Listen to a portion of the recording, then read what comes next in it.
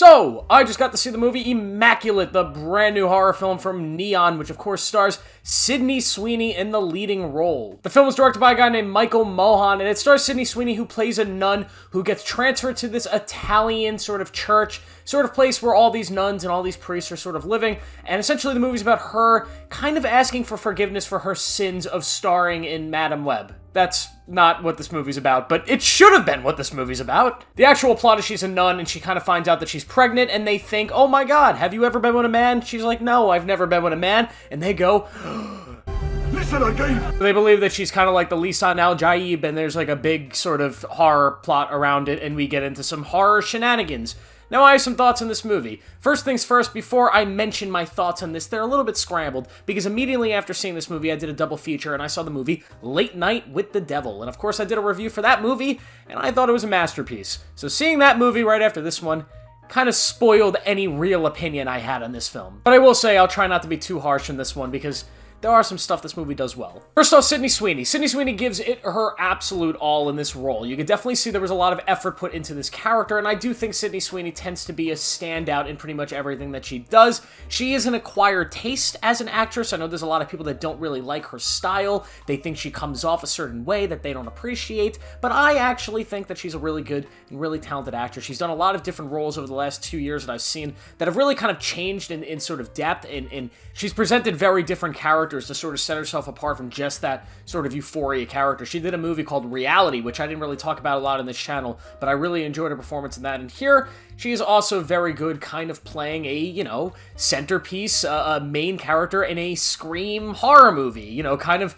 being this final girl type character in more of a James Wan-y style horror film, and I definitely think she pulls it off really well, especially towards the latter half of the movie. She has some scenes where she really kind of had to commit to certain gimmicks and sort of tropes, and she did a really good job, I thought. There are times where she's maybe like a little too sexy in a way, which sounds really fucked up, me explaining it that way, but if you see the movie, you kind of understand. She just kind of comes off where she should kind of be sort of this innocent nun, this very, you know, kind of like the Virgin Mary, which is what they're going for, and she more so comes off like her character from Euphoria in like 2 particular scenes. And that's probably the only criticism I'll give to her. But outside of that, great job. This movie also has an absurdly good opening. I always am quoted as saying on this channel that the opening in a horror movie is probably the most important scene, because you have to hook the audience both into its premise, into its tone, and you also have to, you know, kind of signify to them that this is going to be a scary movie. And you have to accomplish that in the first 5 minutes of the movie. It's the only way most horror movies work, and this movie accomplishes that. The opening of this movie is the scariest part of the whole thing.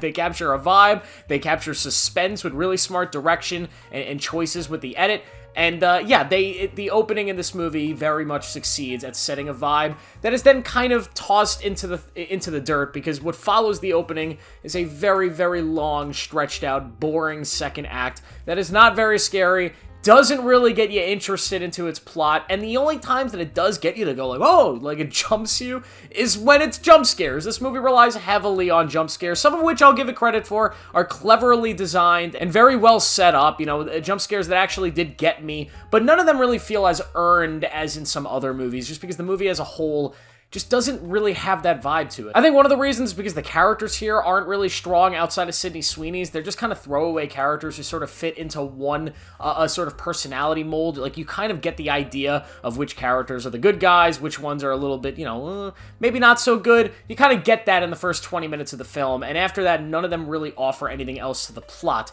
The location of the movie also just kind of falls flat. It's just kind of a creepy sort of church area, and after like 2 scenes, you're kind of over how freaky it is. The mystery of what's going on did have me intrigued for like 20 minutes, but as you kind of get the revelations of what's actually happening, it's just not as interesting as it sounds on paper, and maybe with better execution, it could have been more exciting and more interesting and maybe more scary, but it just ends up kind of falling flat and feeling dull. There is some good body horror in this film, body horror that doesn't really make sense to me in the context of the story. Like, there's one scene that involves a tongue.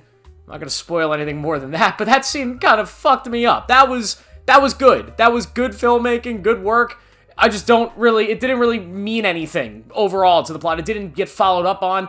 This film almost felt like it wanted to take a big swing. It wanted to take a big step forward, but every time it went to jump, every time it went to take that massive step, that massive leap to do something interesting and unique, it just kind of got pulled back into that structured mold of horror films that a lot of Hollywood follows. You know what I mean when I say that. That pretty much every horror movie follows that same structure, that same mold, how we set up scares, how we tell stories, and it didn't want to stray too far from that path. So every time it did take like a little step forward, do some body horror, have like moments with a score that's beautiful, by the way, great score in this movie, have some, sort of unique visual effects when it comes to horror. Every time it kind of delved into that, it was like almost like dipping its toe into the water, and it just didn't want to take a full jump in, and it went back to being that standard sort of boring generic horror thing that I just personally at this point in my life just can't really get into. It's just not my sort of thing. Movies like this that are this generic and this standard are built for a different audience. They're built for an audience that hasn't been exposed that much to horror movies,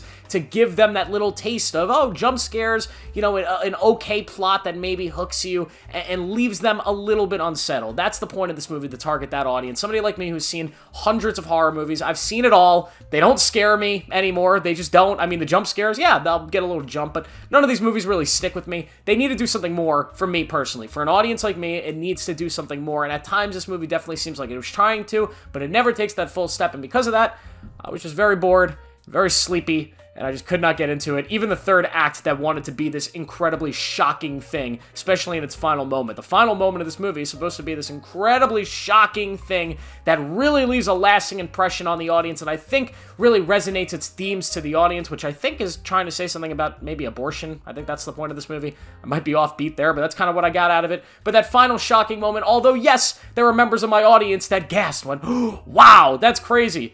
It just didn't work for me. I was just so out of it at that point. So I don't know, maybe it'll work for you, but the final moments of this movie I get what they were trying to do with the shock. Just didn't hit for me because the rest of the movie felt so dull, so kind of drawn out. This is probably my least favorite horror movie about nuns that came out in the last year. I actually didn't hate The Nun 2. It was very generic, but at least it knew what it was. Some of these generic horror movies at least know what they are, and they try to make it a little more fun, and they just delve into the ridiculous scares and tone, and they make those films work a little bit more. This one, it just, yet again, this film kind of like mistaken identity. It almost felt like a battle with the studio probably happened. Like the director and the writer and everybody involved in the production probably wanted this to be something a little more inventive and try doing different things, but the studio wanted more of a standard horror film to sell to generic audiences and general audiences.